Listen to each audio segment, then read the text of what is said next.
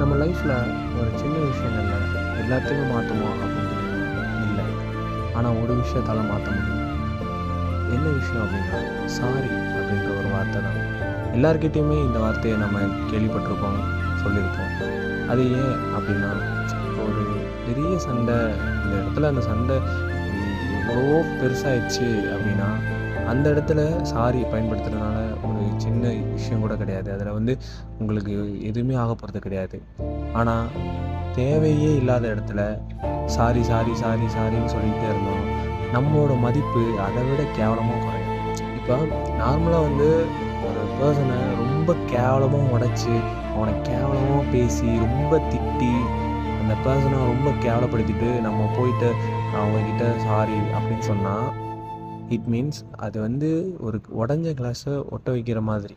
So சாரியை எல்லா இடத்துலையும் பயன்படுத்தி அந்த சாரியை வந்து வீணாக்காதீங்க. ஸோ உங்களோட பர்சன், உங்களோட ஃபேவரட் பர்சன் யாராக இருந்தாலும் அவங்கக்கிட்ட இறங்கி போகிறதுனால நமக்கு ஒன்றும் ஆக போகிறது கிடையாது. ஸோ பிடிச்சவங்கக்கிட்ட சாரி கேளுங்க. தேவையில்லாத இடத்துல சாரி கேட்டு உங்களோட மதிப்பை நீங்களே குறைச்சிக்காதீங்க.